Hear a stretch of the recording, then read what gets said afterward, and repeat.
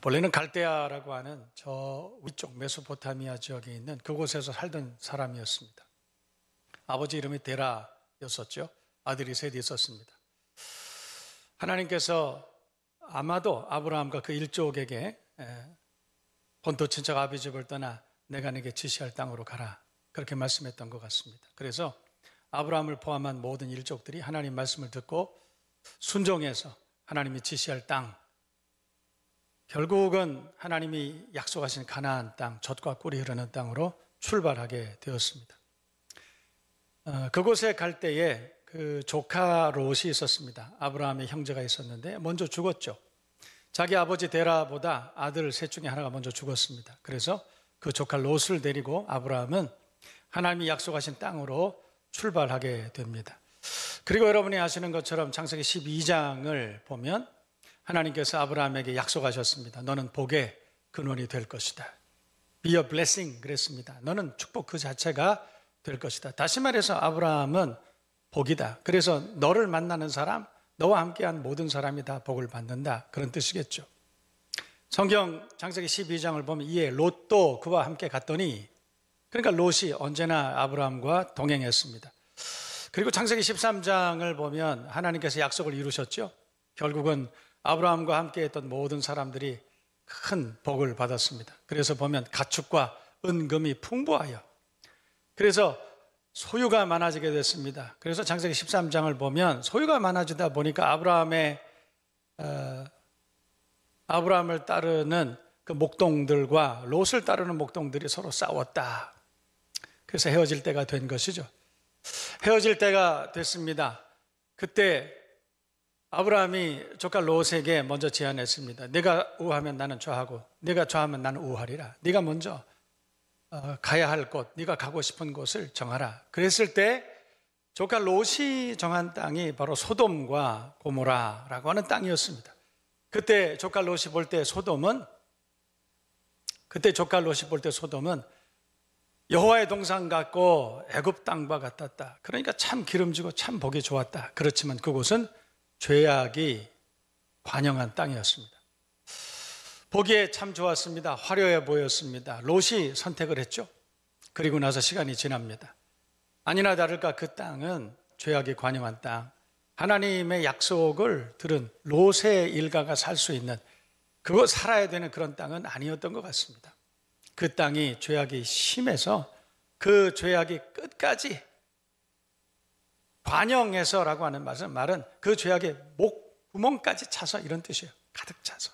그래서 하나님께서 그 땅을 심판하실 수밖에 없는 그런 때가 됐습니다. 아브라함은 하나님의 말씀을 따라서 가나안 땅에 그렇게 정착을 하게 됩니다. 그러나 하나님께서는 아브라함에게 약속하신 말씀이 있었습니다. 아브라함과 그 일족에게 복을 베푸시겠다. 내가 너에게 복의 근원이 되게 하시겠다. 그랬는데 그 복의 사람이 죄악이 관영한 땅에 살게 되었다는 것이죠. 하나님은 그 땅 가운데서 먼저 롯을 구출하기로 그렇게 계획을 세우셨습니다. 롯을 구출하기로 계획하신 그 이유에 대해서 성경은 분명하게 아브라함을 권고하사, 아브라함을 생각하사라고 그렇게 말씀합니다. 그러니까 하나님께서 아브라함에게 약속하신 것이 있었기 때문에 그 약속을 지키기 위해서 롯이 그 죄악이 관영한 땅에 살고 있었지만 구원하기로 작정하셨다. 그래서 오늘 성경 본문을 보면 천사들을 롯에게 보냅니다. 그 땅은 죄악이 관영한 땅이기 때문에, 그 땅은 구원받을 수 없는 땅이기 때문에 거기서 나오라, 그렇게 말씀했다는 것입니다. 29절 말씀을 보면, 창세기 19장 29절 보면 하나님이 그 지역의 성을 멸하실 때, 곧 롯이 거주하는 성을 엎으실 때에 하나님이 아브라함을 생각하사, 아브라함에게 약속하셨던 그 말씀을 생각하셔서 그 조카였던 롯을 그 엎으시는 중에서 내보내셨더라. 오늘 성경 본문 말씀이 그렇습니다. 15절부터 17절까지 말씀을 보세요. 그래서 동틀 때에 천사를 보내셔서 롯에게 말씀했습니다. 롯을 재촉하여 이르되 일어나 여기 있는 네 아내와 두 딸을 이끌어내라. 이 성의 죄악 중에 함께 멸망할까 하노라. 그리고 16절 말씀 보면 그러나 롯이 지체하매, 그 말씀을 듣고 롯이 머뭇거렸습니다. 그 사람들이 롯의 손과 그 아내의 손과 두 딸의 손을 잡아 인도하여 성 밖에 두니 여호와께서 그에게 자비를 더하심이었더라. 17절, 그 사람들이 그들을 밖으로 이끌어낸 후에 이르되 도망하여 생명을 보존하라. 돌아보거나 들에 머물지 말고 어디로 도망가라 그랬어요? 산으로 도망하여 멸망함을 면하라. 그렇게 기록하고 있습니다. 여러분, 성이 멸망한다. 이제 이 성이 무너질 것이다. 하나님이 이 성을 심판하실 것이다. 그러니 빨리 도망가라. 천사들을 보내셔서 롯에게 그렇게 말씀하셨다는 거죠. 여러분, 그 말씀을 들었다면 만사를 제치고 도망해야 되는 것 아닐까요? 하나님께서 천사들을 동원하셔서 거기서 떠나라. 그거 그만두라. 그거 끊어버려라. 거기서 도망가라. 그랬으면 바로 도망가야 되는 것 아닐까요? 그거 끊어버려야 되는 것 아니에요? 멀리해야 되는 것 아닙니까? 그런데 오늘 성경 보면 롯이 지체했다. 16절 말씀을 보니까 롯이 지체했다. 여러 가지 그 이유에 대해서 사람들이 말합니다. 오늘 성경 보면 그 아내와 두 딸이 나오지 않았기 때문에, 그 말 듣고 나오지 않았기 때문에 그랬을 것이다 라고 말씀하는 분도 있습니다. 만약에 그렇다면 참 비극이죠. 가장의 영적인 권위가 없었다는 그런 말입니다. 부모가 자녀들에게 하나님의 말씀이 이곳에 머물다가는 우리가 다 멸망한다고 그런다. 그거 끊어버리지 않으면, 그거 멀리하지 않으면 그러면 구원이 없다. 그러니 빨리 그거 끊어버려라. 그렇게 말했다는 거예요. 지금으로 말하면 그렇습니다. 그런데 그 자녀들이 말을 안 들었다. 권위를 상실했다. 부모로서, 아버지로서 영적인 권위가 없었다는 그런 이야기입니다. 주일 성수해야 됩니다. 자녀들에게 신앙을 전수해야 되겠는데 최소한 그래도 주일은 성수해야 되지 않느냐. 그래서 자녀들에게 예배 잘 드려야 된다. 주일은 성수해야 된다. 그렇게 말했더니 자녀가 그건 아버지 신앙 아닙니까? 라고 말했다는 거예요. 지금 이게 그런 얘기입니다. 그곳에 있으면 안 된다. 그거 끊어버려야 된다. 이렇게 해야 된다. 라고 틀림없이 롯이 그렇게 말했지만 두 딸과 사위가 그 말을 우습게 여겼다. 라고 성경은 그렇게 말합니다. 혹시 우리들 가정의 모습은 아닌지 오늘 성경을 우리가 함께 보면서 생각해 봅니다. 아무튼 늦었습니다. 그래서 오늘 성경을 보면 천사들과 롯의 급박한 대화가 오가고 있습니다. 이런 급박한 상황 가운데서 롯이 한 성을 가리키면서 천사들에게 역제안을, 요즘 말로 말하면 역제안이죠. 그렇게 말합니다. 20절 보세요. 20절 보면 보소서 저 성읍은 도망하기에 가깝고 작기도 하오니 나를 그곳으로 도망하게 하소서. 이는 작은 성읍이 아니니까 내 생명이 보존되리이다. 여러분, 이 롯이 말한 이 성읍은 이후에 소알이라고 불리운 그 성읍인데 작다 이런 뜻이죠. 근데 문제는 여러분 오늘 성경 17절 말씀을 보면 천사가 말하기를 그 사람들이 그들을 밖으로 이끌어낸 후에 이르되 뭐라고 말했냐면 도망하여 생명을 보존하되 돌아보거나 들에 머물지 말고, 그러니까 돌아보지도 말고 들에 머물지도 말고 산으로 도망가라고 그랬다는 거예요. 산으로 도망가야 된다. 그런데 산으로 도망가라 그랬는데 롯이 대답한 것은 20절 보니까 나는 산까지는 못 간다는 거예요. 산까지는 갈 수가 없고 요 옆에 있는 작은 들에 있는 성읍이 있는데, 여러분 들에 가지 말고 그랬는데 그 들에 있는 성읍이 있는데 내가 그 성읍으로 도망가겠다. 그 들로 도망가겠다. 하나님께서는 천사들을 통해서 산으로 도망가라, 산으로 라고 하는 분명한 워딩이 있었습니다. 그랬음에도 불구하고 난 산 못 간다. 들에까지는 갈 수 있습니다. 요 앞에 있는 작은 성까지는 내가 갈 수 있습니다. 꼭 산으로 가야 됩니까? 꼭 내가 그거 끊어버려야 됩니까? 꼭 그거 내가 정리해야 됩니까? 그렇게 안 해도 이런 방법도 있지 않습니까? 역제안을 하나님 앞에 했다는 거예요. 참 재미있는 사람이죠. 이때 롯이 그리고 나서 도망을 갔습니다.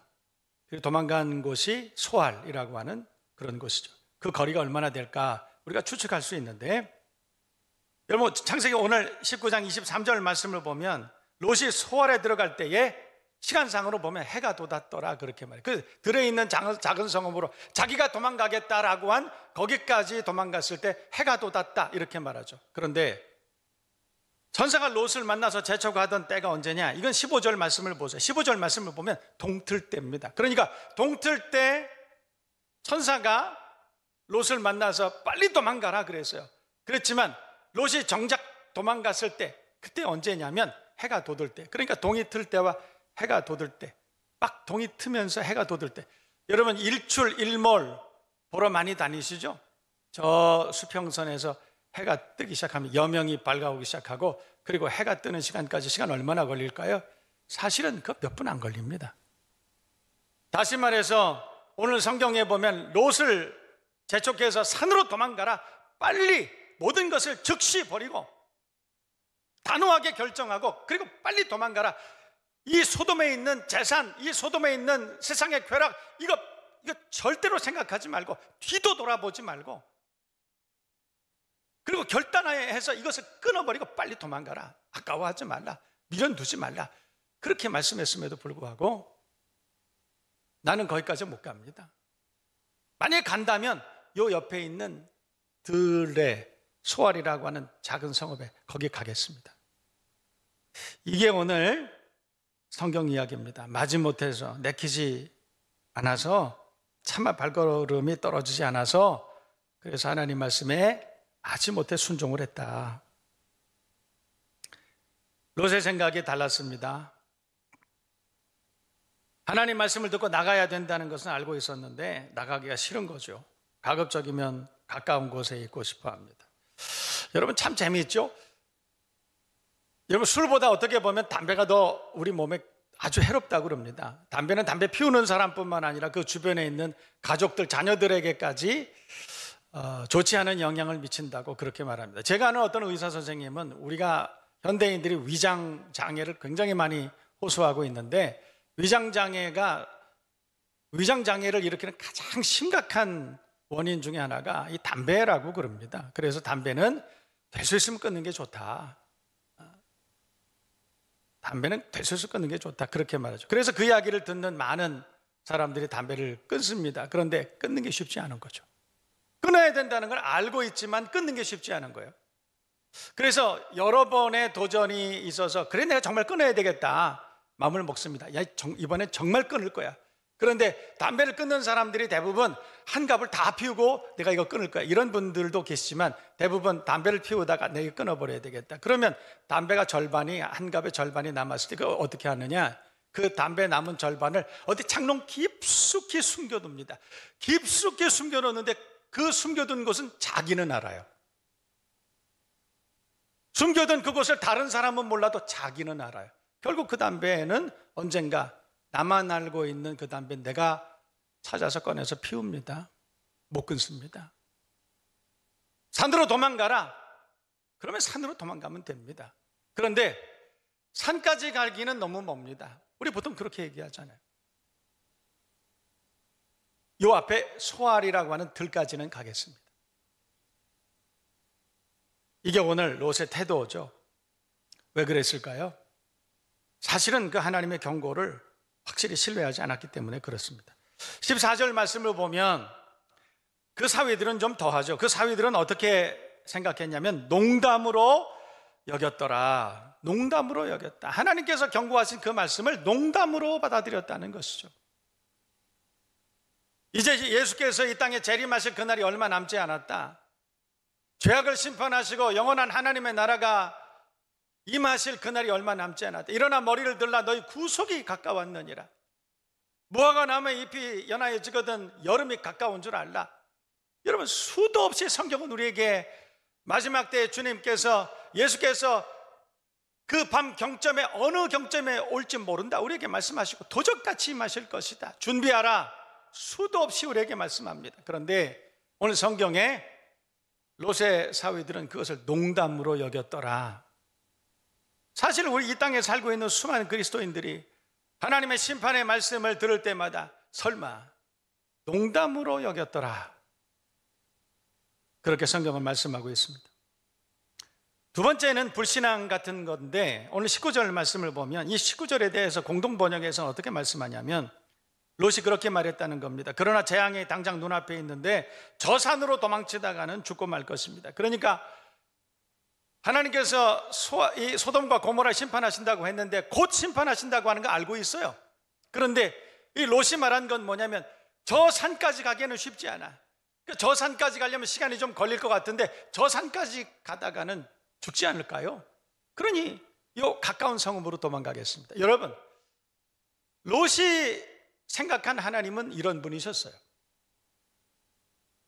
하나님은 약속했지만 내가 실수하면 틀림없이 나를 심판하고 경책하실 것이다. 그러나 그렇지 않습니다. 하나님께서 약속하신 말씀이 있었으면 롯 보고 도망가라 그래요. 정말 롯이 다 버려두고 단호하게 결단하고 그리고 끊어버리고 하나님 약속하신 그 믿음의 삶을 결단하고 그렇게 달려갔으면 산에 도착할 때까지 하나님께서 재앙을 내리셨겠습니까? 절대로 그러실 리가 없죠. 그런데 오늘 롯은 핑계대고 있는 거예요. 저 산으로 도망가다가는 우리가 죽을까 하노라. 죽지 않겠습니까? 그러니 내가 이 앞에 있는 작은 성으로 도망가겠습니다. 어떻게 보면 나가야 된다는 건 알지만 그것은 인정했지만 벌을 받지 않는 한도 내에서 죄를 즐기고 싶은 그런 마음은 아니었을까. 요즘 우리 교회 인근에 큰 도로도 있고 작은 도로도 있는데 여러분 아시죠? 이면 도로는 대부분이 이 제한 속도가 30km입니다.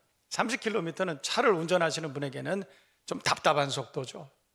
30km와 40km는 그렇게 크게 느껴지지 않는 속도입니다. 30km까지가 제한 속도라. 그런데 우리 가끔 그런 생각합니다. 설마 이것보다 조금 더 빨리 달리는 건데 거의 느껴지지도 않는 그런 40km인데 설마 무슨 벌과 금이 나오겠느냐? 누가 이걸 뭐 문제 삼겠느냐? 그래서 낭패를 보는 분들이 참 많이 있다는 그런 얘기를 제가 듣습니다. 산으로 올라가라 그러면 산으로 올라가면 됩니다. 그런데 자의적으로 그 부분을 해석하죠. 여러분, 우리가 born guilty라고 그럽니다. 죄 유전 때문에 우리는 죄된 성품을 버릴 수가 없어요. 어떻게 해서라도 우리는 죄를 떠나지 않으려고 애를 씁니다. 어떻게 해서라도 죄를 멀리하지 않고 어떻게 해서라도 그 죄를 조금이라도 좀 가깝게 두고 그것을 즐기려고 하는 그런 속성들이 우리에게 있지 않나. 그래서 우리가 생각합니다. 이 정도까지야 괜찮지 않을까? 설마 이 정도를 가지고 하나님께서 나를 경책하시겠느냐, 이런 생각을 할 때가 있습니다. 그래도 이만큼까지는 하나님이 인정해 주시지 않을까? 소알까지만 가도 괜찮지 않을까? 근본적으로는 잠깐 죄악의 즐거움이 발목을 잡고 있었기 때문에 그런 것이 아니냐, 이런 생각이 됩니다. 죄악에 중독된 사람들의 이야기죠. 천사가 그런 롯의 마음을 몰랐을 리가 없습니다. 얼마나 답답했을까, 그런 생각이 듭니다. 여러분, 우리가 할 일은 하나님 말씀을 듣고 그 말씀을 전적으로 신뢰하고 그리고 그 말씀을 믿음으로 실천하는 것입니다. 최대한 멀어지는 것입니다. 자기를 깨끗하게 하고 하나님의 말씀을 잘 지켜나가는 것이, 여러분, 그것이 우리 성도들이 해야 될 몫이 아니냐. 하나님 말씀을 그대로 듣고 아멘하고 자의적으로 편리하게 죄악된 생각, 가치 그런 것으로 해석하지 말고 그 하나님의 말씀을 그대로 순종하는 것이 우리 성도들이 해야 될 몫이 아닌가, 그런 생각합니다.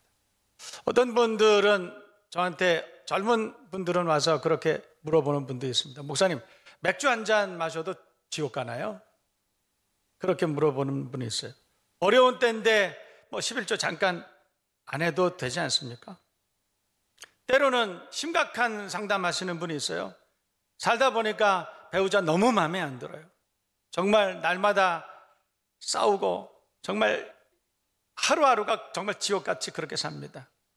이럴 때 이혼해도 하나님 이해해 주시지 않을까요? 내가 얼마나 힘든지 하나님 아시잖아요. 그렇게 말씀하시는 분도 있어요. 이런 것도 죄입니까? 이렇게 물어보죠. 어떻게 해야 됩니까? 그런데 이런 것도 죄입니까? 이렇게 물어보는 분이 많은데 저는 한편으로 유감입니다. 왜냐하면 그런 거를 물어보는 것도 물론 함께 상의하고 상담하는 거 좋은데 저는 이렇게 상담하는 분은 많지 않아요. 어떻게 하면 하나님의 마음을 기쁘시게 하죠? 어떻게 하면 하나님 앞에 정말로 전적으로 헌신하는 삶을 살 수 있습니까? 이렇게 물어보는 분은 거의 안 계세요. 대부분이 그거 그렇게 해도 괜찮지 않아요? 이혼해도 괜찮지 않습니까? 그렇게 말하는 분이 너무너무 많아요. 그런데 물어볼 거 없습니다. 사실은 자기가 다 답을 알고 있어요. 저한테 상담하러 오기 전에 이미 다 답을 알고 있는 분들이에요. 그렇게 하면 안 된다는 거 다 알고 있는 것이죠. 다 알고 있음에도 불구하고 그 정도는 해도 되지 않습니까? 라고 저한테 물어보는 분이 정말 많이 있다는 걸 보고 제가 참 아쉬운 마음을 가지고 있습니다. 우리가 다 알고 있죠. 알면서도 그렇게 살고 싶은 마음이 없는 것입니다. 그래서 오늘 성경을 보면 지체했다, 머뭇거렸다. 하나님 말씀을 듣고 머뭇거렸다. 그러나 여러분 기억하세요. 확실히 산으로 도망가지 않으면, 분명한 태도를 취하지 않으면 그만큼 손해입니다. 복된 인생을 살아가기가 쉽지 않습니다. 진작에 예수를 믿을 거면 태도가 분명해야 돼요. 제대로 믿어야 돼요. 복을 받을 만한 믿음의 사람 되려면 태도가 분명한 믿음의 사람들이 돼야 할 줄로 믿습니다. 그렇게 되기를 원하시면 큰 소리로 아멘 하시기를 바랍니다. 아멘입니다.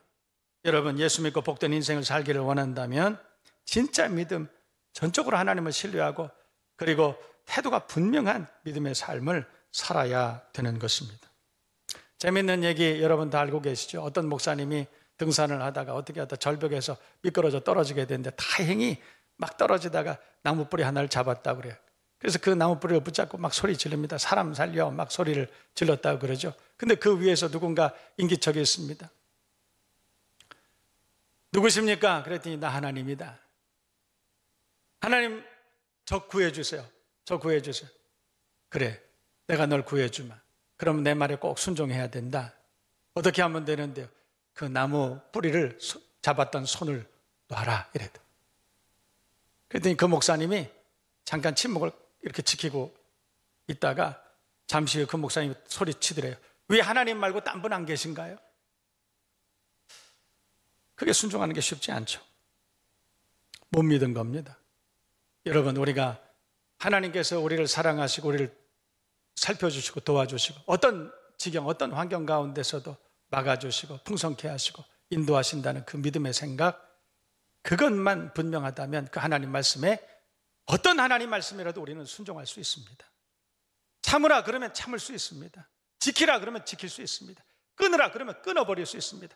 우리가 그 하나님의 말씀을, 그 하나님을 신뢰할 수만 있다면 어떤 상황 가운데서도 우리는 그 상황을 넉넉히 이길 수가 있다.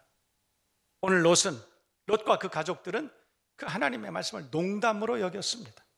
그 하나님의 말씀을 온전히 신뢰하지 않았어요. 전적으로 신뢰하지 않았어요. 그 결과 그들은 하나님께서 놀라운 은혜와 복을 주시겠다 말씀하시고 아브라함을 통해서 약속하신 그 말씀이 있었음에도 그 말씀대로 복을 받지 못한 그런 인생의 결말을 맞게 되었다. 성경은 우리에게 그렇게 말씀하고 있습니다. 여러분, 적당한 경계선에서 살면서 하나님이 주시는 은혜와 놀라운 복을 받기는 어렵습니다. 적당한 경계선이 아니라 태도가 분명해야 됩니다. 단호해야 됩니다. 하나님께서 하지 말라 그러면 안 하면 되는 거예요. 이건 이렇게 해야 된다 그러면 하면 되는 거예요. 그런데 우리는 적당히 우리 스스로가 자의적으로 해석하고 그리고 애매한 모습으로 세상을 살아갑니다. 한계 속도 지키라 그러면 지키면 되는 것이죠. 오늘 성경 말씀대로 우리가 하나님 말씀을 듣고 그 말씀 그대로 지키고 살아갈 수 있는 하나님의 자녀들이 꼭 되셔야 할 줄로 믿습니다. 성경에 보면 아브라함이 복을 받고 다윗이 복을 받고, 여러분 복을 받는 사람들이 많이 있죠. 그 사람들의 특징이 있습니다. 하나님 말씀을 들으면 우리와 똑같은 성정을 가지고 우리와 똑같은 연약한 가운데 죄의 유혹에 넘어가고 실수하고 그렇게 살지만, 그러나 하나님 말씀을 듣고 그 말씀이 그러한가 하여 그대로 순종하고, 버려야 된다 그러면 버리고, 끊어야 된다 그러면 끊고, 그 하나님 말씀 이렇게 해야 된다 그러면 가라 그러면 가고, 멈추라 그러면 멈추고, 그렇게 했던 사람들이 아브라함, 다윗, 요셉, 솔로몬, 이런 사람들이에요. 그 사람들이 세상에 살면서 복을 받을 수 있었던 이유가 바로 하나님 말씀에 전적으로 순종하고 분명한 태도를 취했기 때문에, 그래서 하나님께서 복을 주셨다는 거예요.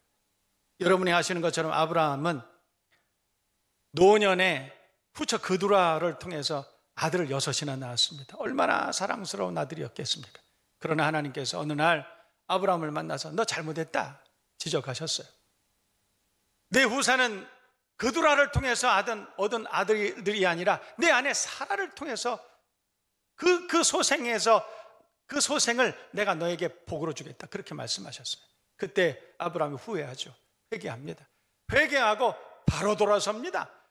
바로 돌아서서 그 아들들 정말 이쁘고 사랑스럽고 그랬지만 노년에 얻은 아들이 얼마나 사랑스러웠겠습니까? 그러나 오늘 성경을 보면 그들을 다 동국으로 다 보내버렸다, 재산을 주어서 다 보내버렸다, 성경 그렇게 말씀하고 있죠. 그래서 아브라함은 하나님 앞에 복을 받은 믿음의 사람이 되었다고 그렇게 말하고 있습니다. 여러분, 어지러운 시대입니다.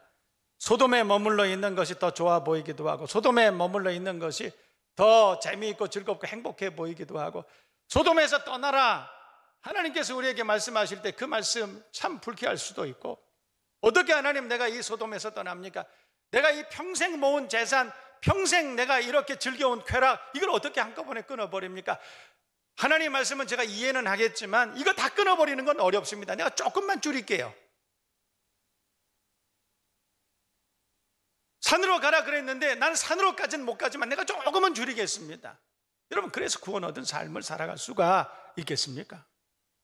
태도가 분명해야 됩니다. 하지 말라 하면 안 하면 되는 거예요. 하라 그러면 하면 되는 겁니다.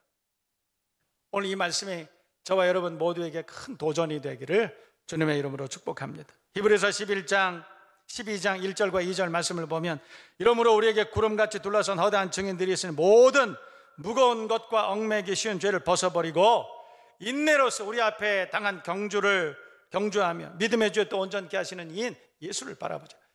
얽매기 쉬운 죄, 범하기 쉬운 죄, 짓고 나니까 알고 보니까 이게 죄인데 이거 벗어버리기 쉽지 않은 이런 죄들, 쉽게 우리 주변에 지을 수 있는 이런 죄악들이 얼마나 많이 있는지, 얽매이기 쉬운 죄가 얼마나 많이 있는지. 그런데 그것을 다 벗어버리고 단호한 태도를 가지고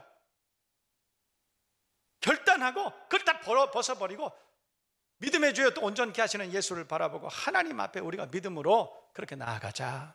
성경은 우리에게 그렇게 말씀하고 있습니다. 오늘 이 말씀을 듣고 저와 여러분 모두에게 거룩한 결단이 있기를 주님의 이름으로 축복합니다. 믿음의 태도를 분명히 하고 하나님과 사람 앞에 칭찬과 존귀함을 얻고 믿음으로 칭찬받고 살아가는 진짜 복 있는 믿음의 사람들 다 되시기를, 이 땅의 모든 교회가 되기를 주님의 이름으로 축원합니다.